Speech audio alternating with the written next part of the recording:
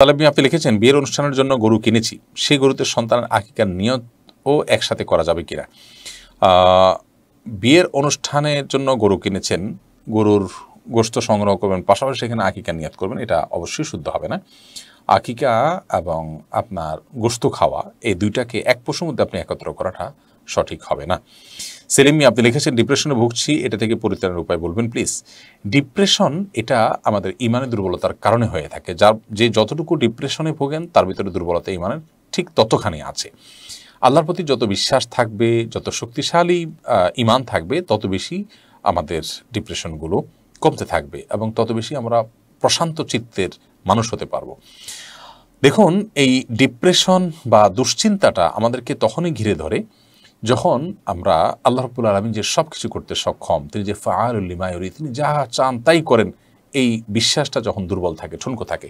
আমি যদি মনে করি কোন এলাকায় আমি গেলাম, সেখানে কেউ আমার সাথে ঝামেলা তৈরি করলো, ওই এলাকার খুব প্রভাবশালী ব্যক্তিবর্গ, ঊর্ধ্বতন কর্তৃপক্ষ, আইনশৃঙ্খলা বাহিনীর সর্বোচ্চ পর্যায়ের ব্যক্তিবর্গ, তাদের সাথে আমার সুসম্পর্ক থাকে, যোগাযোগ থাকে, সেখানে কেউ যদি আমার সাথে ঝামেলা তৈরি করে, তো নিশ্চয়ই আমার দুশ্চিন্তার কোনো কারণ হবে না। কারণ আমি জানি যে এখানকার সব সিনিয়র এবং প্রভাবশালী ব্যক্তিবর্গ, তাদের সাথে আমার সুসম্পর্ক আছে, ফোন দিলে আমি তাদেরকে পাবো, তাদের সহায়তা পাবো। তো সে কারণে কেউই আমার সাথে ঝামেলা করে আমাকে দুশ্চিন্তা ফেলতে পারবে না, বা সেখানকার কোনো বিপদই আমার কাছে খুব বড় বিপদ মনে হবে না। কারণ কি? কারণ হলো যে আমার আস্থা আছে, বিশ্বাস আছে যে এই মানুষগুলো আমাকে সহায়তা করবেন। তো ঠিক একইভাবে একজন ইমানদার যখন জানেন যে আল্লাহ রাব্বুল আলামিন তার অভিভাবক, আল্লাহ সুবহানাহু ওয়া তাআলা সব দেখছেন, আল্লাহ তাআলা সব কিছু করতে সক্ষম, আল্লাহর কাছে আবেদন করা যায়, তিনি দোয়া শর্ত অনুযায়ী করতে পারলে দোয়া কবুল করেন, তাহলে সেক্ষেত্রে একজন ইমানদার ডিপ্রেসড হওয়ার কোনো সুযোগ নেই। সারা পৃথিবীতে সবচেয়ে বেশি আত্মহত্যা যে সমস্ত দেশগুলোতে হয়, তার মধ্যে সর্বোচ্চ 10টি দেশের তালিকায় বাংলাদেশ প্রবেশ করে গেছে, যেটা আমাদের জন্য অত্যন্ত দুঃখজনক এবং বেদনাজনক একটি অধ্যায়। যে বাংলাদেশের মানুষ, তাদের মধ্যে আত্মহত্যার প্রবণতা এত বেড়েছে যে শুধুমাত্র বিশ্ববিদ্যালয়ের শিক্ষার্থীদের মধ্যে এক বছরে শতাধিক আত্মহত্যার ঘটনা বাংলাদেশে ঘটেছে। আমরা এই ডিপ্রেসড হতে হতে কোন পর্যায়ে চলে যাচ্ছি এবং কেন যাচ্ছি, সেটা নিয়ে বোধহয় আমাদের আরও ভালো করে অ্যানালাইসিস হওয়া দরকার, গবেষণা হওয়া দরকার।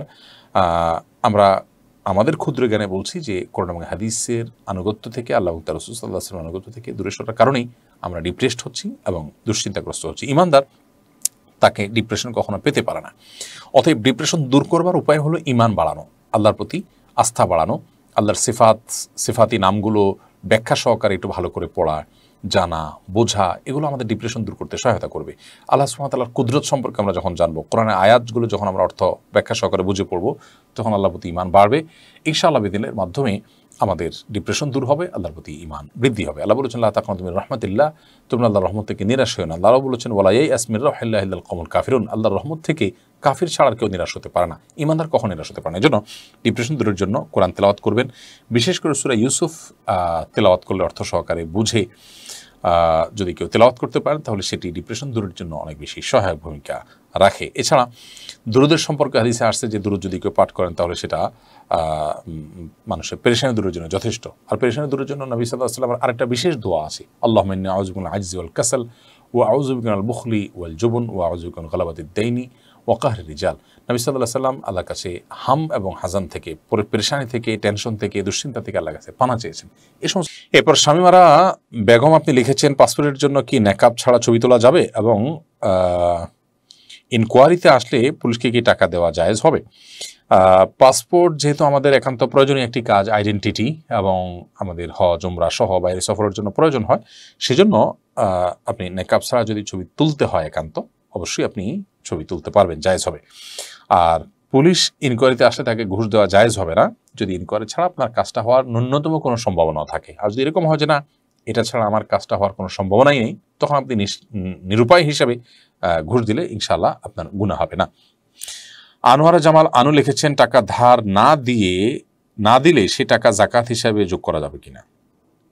টাকা ধার দিয়ে না দিলে সে টাকা যাকাত হিসাবে যোগ করা যাবে কিনা। এর উত্তর হলো যে আপনি কাউকে ধার দিয়েছেন, তিনি টাকাটা দিচ্ছেন না, যেহেতু আদায় করতে পারছেন, এখন যাকাত হিসাবে কেটে দিবেন, এটা জায়েজ হবে না। কারণ আপনি তাকে যখন যাকাতের টাকাটা যখন দিয়েছেন, তখন আপনি যাকাত হিসাবে দেননি, আপনি তাকে যখন দিয়েছেন সেটা ছিল লোন হিসাবে।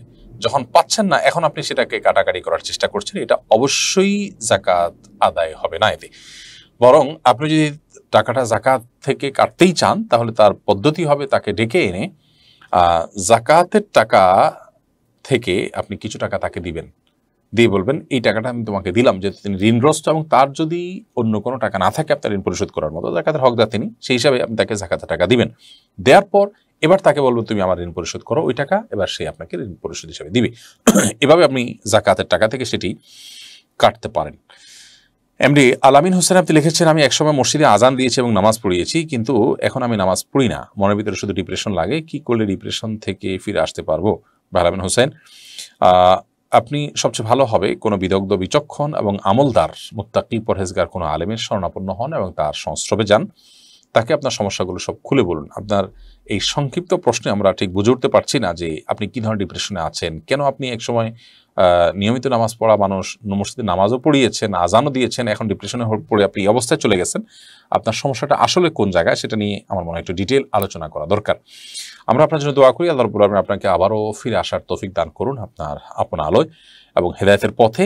এবং মনে রাখা উচিত যে কোনো ডিপ্রেশন, কোনো দুশ্চিন্তা আমাকে ভালো কাজ থেকে দূরে সরানোর মানে হলো আমার যোগ বিয়োগে কোনো এক জায়গায় ভুল হচ্ছে। কারণ একজন ঈমানদার তিনি দুনিয়ার কোনো অপ্রাপ্তির কারণে নিজের পায়ে নিজে কুঠার আঘাত করতে পারেন না এবং বুদ্ধিমান এটা করতে পারেন না। অতএব আমি আপনাকে পরামর্শ দিব যে আপনি কোনো বিদগ্ধ, বিচক্ষণ এবং মুত্তাকি, পরহেজগার, আমলি কোনো আহলে ইলম, আলেমের শরণাপন্ন হয়ে তার সামনে আপনি খুলে সমস্ত কথাগুলো বলুন এবং তার সাহায্য নিন।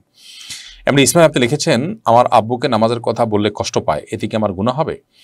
নামাজের কথা আপনি কিভাবে বলেন আমি ঠিক জানি না যে আপনার বাবা কষ্ট পান। যদি আপনার বলার মধ্যে ত্রুটি থাকে তাহলে তো অবশ্যই গুনাহ হবে।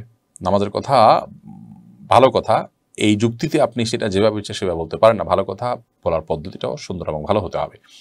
তিনি নামাজ না পড়লে আপনি তাকে বোঝাবেন, বিনয়ের সাথে বলবেন। এরপরও তিনি যদি কষ্ট পান তাহলে তাতে আপনার কিছু আসে যায় না, এতে আপনার গুনাহ হবে না, কিন্তু আপনার বলাটা সুন্দর হতে হবে, উপস্থাপনটা সন্তান সুলভ উপস্থাপন হতে হবে। মোহাম্মদ জসিমউদ্দিন আপনি লিখেছেন, মসজিদের উপরে কি বাসা বানানো যাবে? মসজিদের জায়গা যেটা হয় সেটা একেবারে জমিনের গভীর থেকে নিয়ে আকাশের উচ্চতা পর্যন্ত শূন্য জায়গা, পুরোটা সহই মসজিদ হয়। মাঝখানে কোনো জায়গা অন্য কারোর মালিকানাধীন হওয়ার কোনো সুযোগ নেই। যদি মসজিদেরই বাসা হয়, মসজিদেরই প্রয়োজনে বাসা, সেখানে ইমাম সাহেবের থাকার জন্য হলো বা অন্য কোনো কাজে ব্যবহার করা হলো, সেটা যদি হয় তাহলে সেক্ষেত্রে শর্ত সাপেক্ষে সেটা জায়েজ হতে পারে। কিন্তু যদি কেউ কোনো মসজিদের উপরের ফ্লোরগুলো কিনে ফেলেন বা সেখানে নিজের বাড়ি বানান বা যিনি জমি দান করেছেন ওইটুকু তিনি আলাদা রাখেন, তাহলে এটা মসজিদের মর্যাদা পাবে না। মসজিদের মর্যাদা পেতে হলে পুরো জায়গাটা ওয়াকফ হতে হবে, আর ওয়াকফ হলে একেবারে ওই জায়গার নিচ থেকে, পাতাল থেকে নিয়ে আকাশ পর্যন্ত পুরো জায়গাটাই মসজিদ হিসাবে বিবেচিত হবে।